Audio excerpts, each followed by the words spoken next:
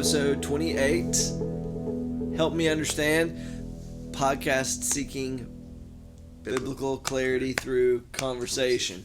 Not much biblical clarity today. We're going to tell you our favorite things. Yes, just our, it's the end of the year. Maybe you're doing some shopping for Christmas. Maybe you're thinking, I get texts like this, like, hey, I'm looking for a book or send me a podcast. And so I thought this would be a good way for us to just share with everybody. Like, here are some things that, not just, hey, we like this. I mean, if we were talking about what podcast you should listen to, there's only one. But, just some things that I wanted to talk about. This has been helpful and life-giving to me over the last year or so because, let's face it, we've had a lot more time to read and to be alone and to have some content-consuming time. So, Do you think you've read more this year or less? More. Really? Yeah, definitely more. So not because I've had more time. I think it was just maybe an intentional choice at the end of last year to knock out some good things. And then there's just been this has been a really good year for books, I think. So lots of good and helpful, and I think long-standing titles. So yeah, let's start there. Let's start with good books. Yeah, I made a choice for more intentional reading at the end of last year too. I just didn't do it, I would say. You had some things going on. Well, I just haven't. I've had an off year for sure. But you broke some books down into. So I know I should ask you this before recording. Are these all books you read in 2020, or is this just stuff that you think people could benefit from into the holiday break? These are all both. The books for sure are all 2020 books. Okay. Yeah. I tried. Yeah. Yeah. Definitely. That would make sense because your podcast. We're going to talk books, podcasts, and music. And your podcasts are certainly 2020. Did they have podcasts in 2019? Is that a new development? There was like one or two. Okay. There was one called 10 Minute Think Through that was really popular. Yeah, that was really good. Yeah. I listened to that a couple of times. It was good. Sometimes it was never 10 minutes though. Never. All right, that was us. That was an old podcast we had, by the way. So, self-care. You broke into self-care, theology, culture, and current issues, and fun. So I'm going to just interview you on these. So the best self-care books. You define that as what? Well, I thought it was interesting that there's so many self-care books. Just sort of like, okay, this is a time for you to establish some healthy rhythms and also identify how am I doing? And if I don't like where I am, how can I get to a new place, maybe a better place, or a place of more self-understanding. So just ways to understand yourself. Is it fair to say that you and I read differently? Probably is, don't you think? I don't know if you're comfortable with that. I'm really comfortable with that. Back to front. We're just drawn to slightly different books, I'd say. Yeah, that's totally so fair. That's okay. Yeah. That's good. I love that about you. I know, but sometimes I feel like because I don't know. I'm slipping into a counseling session. That's okay. Here. No, tell me about it. No, I'm not gonna do it. Self-care. Yeah. Your best self-care books of 2020. I started with a book called Get Your Life Back by John Eldredge, and discovered. What's really interesting is that a lot of these books and things. Content, it like crosses over between categories because you'll hear about a book from an author on a podcast or somebody will mention it to you. And so the way you discover things is even like crossing the categories. But Get Your Life Back is basically like hey, we are, this is the common theme of so many books towards the end of last year and definitely this year of, hey, we've been moving too fast and we've neglected some areas of our life. And so John Eldredge is the author. Really, I hadn't thought about John Eldredge since I was a senior in high school, reading Wild at Heart and thinking like, okay, there's no chance I'm ever going to be a godly man because I don't like being outside that much. But his book Get Your Life Back was really good, mostly due to its accompanying app. Maybe we should do a bonus episode about favorite apps of 2020. Bonus episode, if you will. Oh, that was so good. I love that. The app is called the Pause app, and it's a way to just establish back into your life just a rhythm of stopping, thinking about Scripture, praying, re-centering just your attention and focus on who God is. Yeah. We app differently as well, because I haven't read either of those books. I haven't read that book or downloaded the app. I still need to jump in. But yeah, that was good.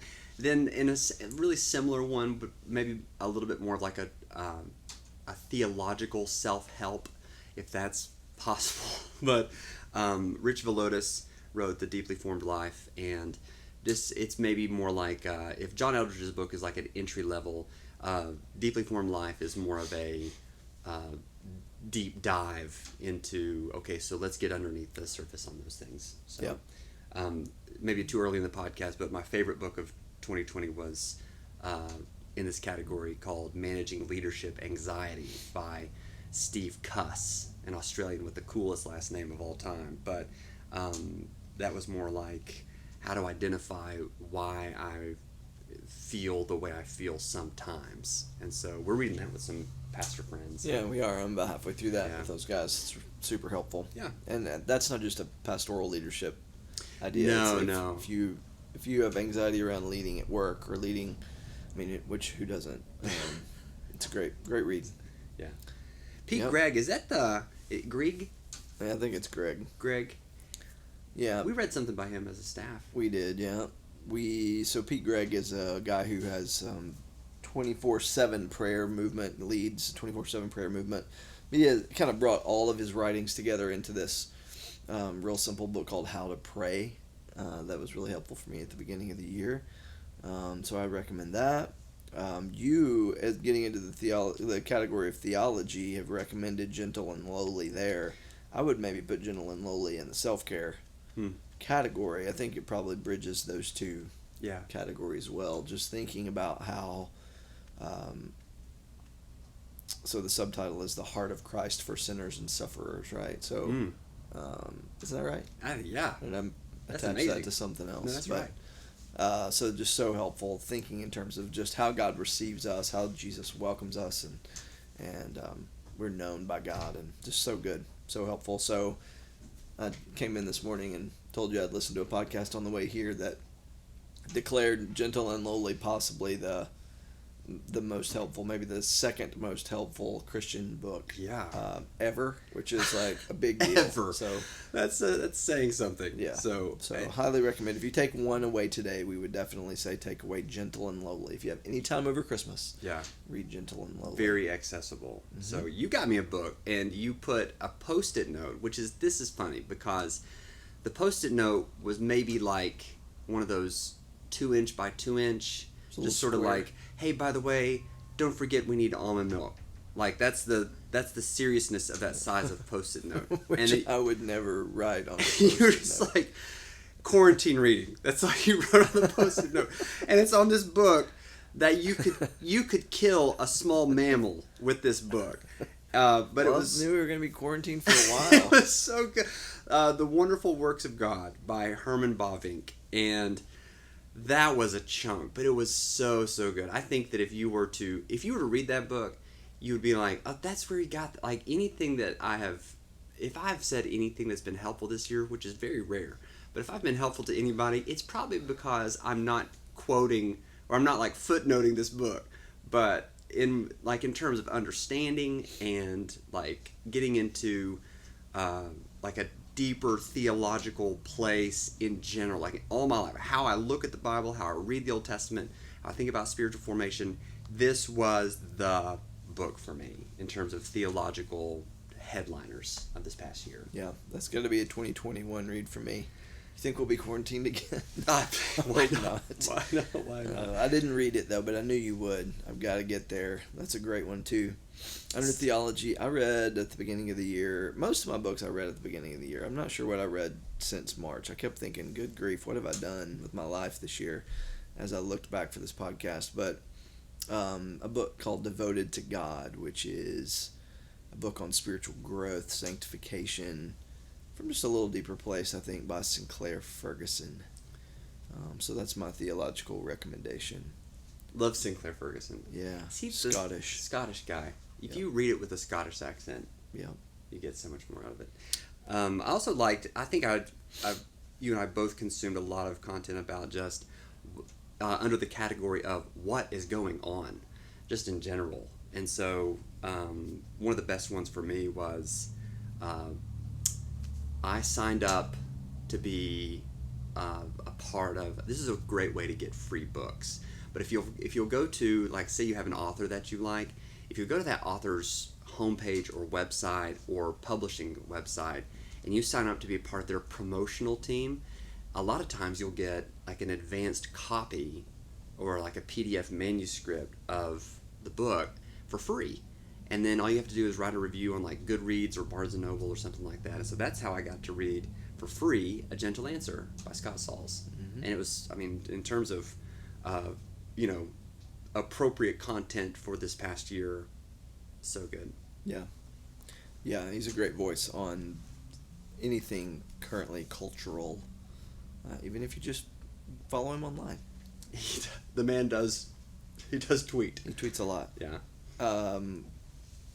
Then you read Finding the Right Hills to Die On by Gavin Ortland. I didn't read that. This was literally a Sunday afternoon read.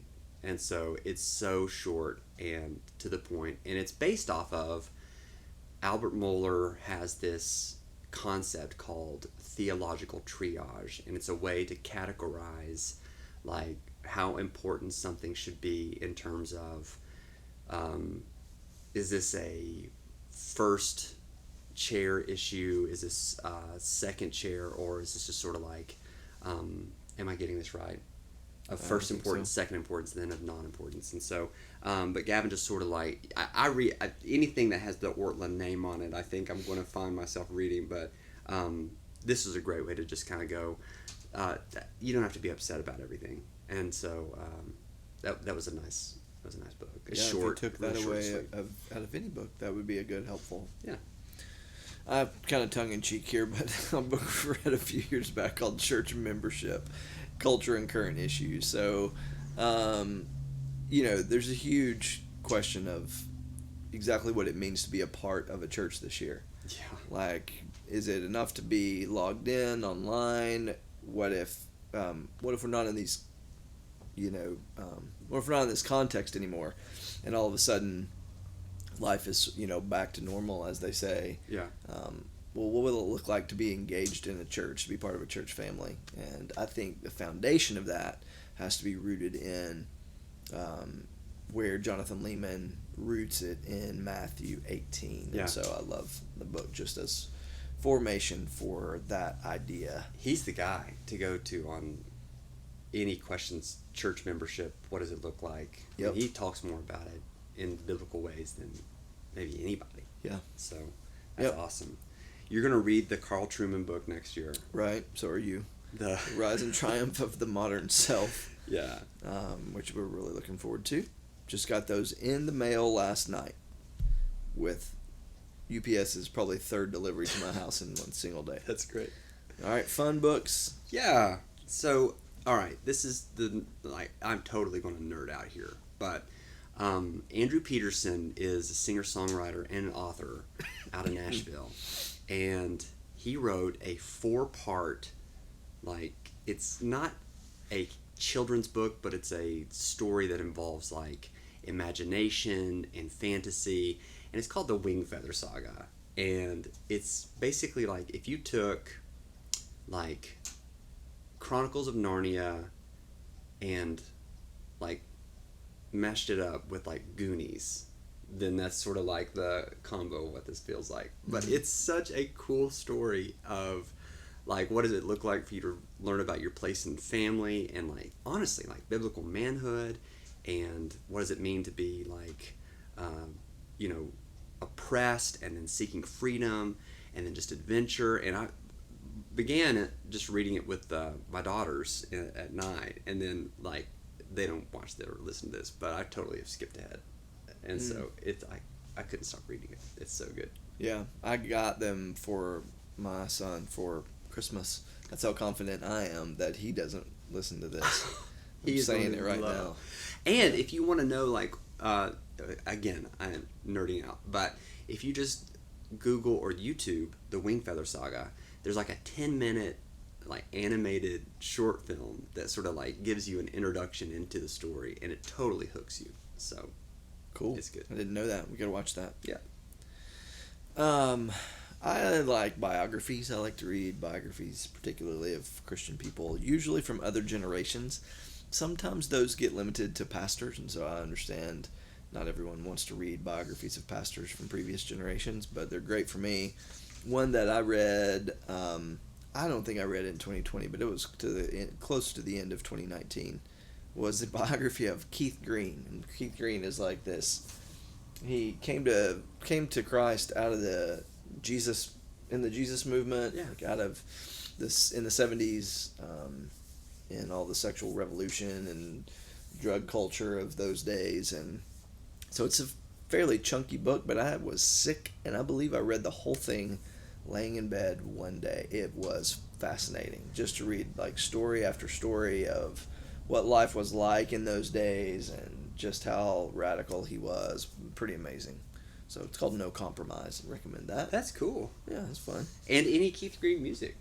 I don't really know any Keith Green music, to be honest. I tried at that point to go back and listen again just because I thought, hey, this should really be helpful, but yeah, it's not really. Kind of It's campy. very 70s. Yeah. Yeah. Interesting. Yeah. So, okay, if anybody's still listening, podcasts that you listen to that are in categories of fun, leadership, and then, yeah, that's it, fun and leadership. Because music is not a podcast category from the notes. What I mean, Music when you is try to another categorize category. podcasts, it's really hard to. But so my favorite podcast, besides the Help Me Understand podcast, is a podcast called Dadville, and it's two young dads, Dave Barnes and John McLaughlin, both singer-songwriter musicians out of Nashville, and they have a different guest every week, just usually one of their friends or somebody else who is, willing to tell their story. And it's everybody has been on this podcast from so many different like walks of life. Ted Danson has been on this podcast, but then so has Miles Adcox, who's the director of On-Site Workshops, which is like a counseling center. Drew Holcomb has been on there. Chris Tomlin has been on this podcast. And so The guy's from Florida Georgia Line. what's his name? Tyler? Yeah. Something? He was really great. Yeah, awesome. So it's a cool way to go sort of like behind the music in long form podcasts to learn more about these guys. But then they also get into really great, like Stephen James was on there one week talking about like the weight that parents feel, and it's just a great listen if you're a dad, mom, or even if you just like music or pop culture in general. But and then Dave Barnes is one of the funniest human beings on the planet, and so it's like I listen to that podcast, and even talking about it makes me smile. So I really like that one. The other two are kind of geeky, but whatever. The leadership podcast, I think. Is revisionist history still going on? Yeah, It is. they're like season 6 now, and now there's like a whole like podcast network from Malcolm Gladwell and Pushkin, and so still going strong with RH. And then if you get into like any sort of counseling, mental health, emotional well-being, Dan Allender, he's Canadian guy. Allender Center podcast is super helpful. Good running podcast. But While you're running. yeah, Okay. or anybody's running. Yeah, Not about running. See what you did there. A running podcast would be really boring. I listened to a running podcast in the past when I was running. When you think about your left foot, the next No, thought it's should be not like that. All right. Leadership podcasts, and Sons is good. This cultural moment, I think we talk about ad nauseum, and so it's just a great one. If you aren't listening to this cultural moment, come on, people.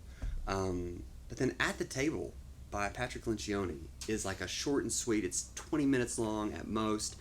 And these guys are like the leadership gurus out there right now.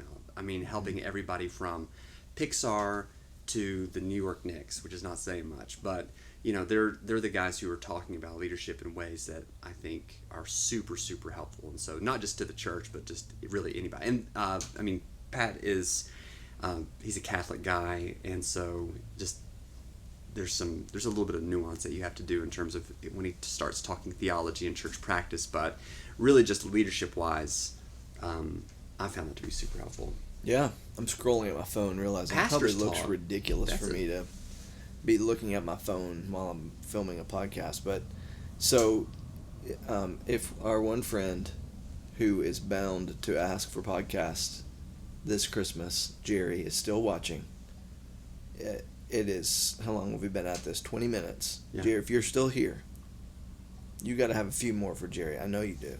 More podcasts. Okay, so I have been listening. I'm just going to rattle them off here to some of the old things I used to always listen to, which I won't mention again. But so there's a podcast called Amazon to the Himalayas. Nice. So it's a missions podcast, stories of missionaries who are currently around the world right now. The Elisa Childers podcast. She's like an apologist, like a lady who has really great things to say, just defending the faith, I think.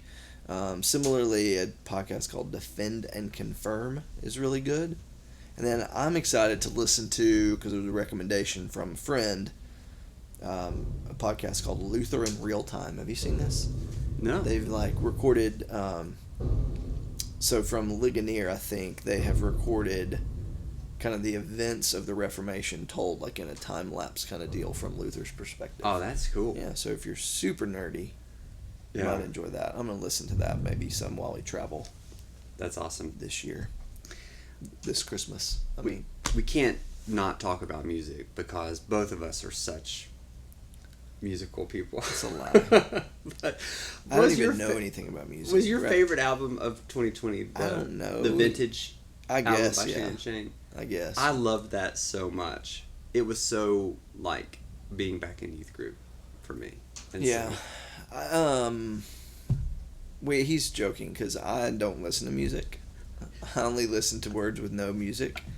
And so anytime people are going to think you're a big spoken word fan now. No, I just assume that I don't know what you're talking about. If you're talking about something cultural, musical, talk to Brett about it. I just don't know. But yeah. Here's a question. I really think that people ask this question a lot. Like, what worship music do you like to listen to? Not worship music that you'd like to listen to. That's usually my answer. I do like... I have, there are times when I have worship music in my ears and times when I'm actually thinking and like engaged. So you mentioned Maverick City. Yeah. I like to listen to Maverick City in my ears, stuff. But it's not, I would say it's just kind of filling the space for me. That's cool. Which is good. I had this moment this year where I found like what I thought would be the greatest compromise between what I liked and what Brett liked for this one guy. And of course, he turned up his nose like it was a culturally snobbish thing to but he didn't do it on purpose. He was trying not to do it, but I still took the hint. So I just know I don't like that's okay music that Brett likes. And I think if I'm honest, Garrett will just not like music because I like it. He's so contrary. He's such a fool. He's so helpful. Yeah. That's so great. In so many ways, but we can't agree on music. Yeah. I think just if you're done. 2020's out. That's it. If you would like to see maybe a list of these, maybe we can put a list of these in the show notes. Shout out to Nick, by the way. So Nick has been recording, editing, publishing all of these podcasts and videos that you guys have watched. So super grateful for Nick and everything that he does to make this show amazing. And it's amazing. No doubt. Make it work. So yeah, it would not happen without Nick. Yeah. Quite literally. We don't mean that. Yeah, that's not even hyperbole. to just toot his horn. I mean, quite literally, and he does an amazing job. Yeah. So that's it. So that's the stuff we've liked this past year. Hopefully. 2021, we'll be back. Come on. Very excited. Enjoy Christmas. So much free time to subscribe, rate, and review over the next few weeks. What else do you have to do? Yeah. Anyway. Thanks for watching. See you next year.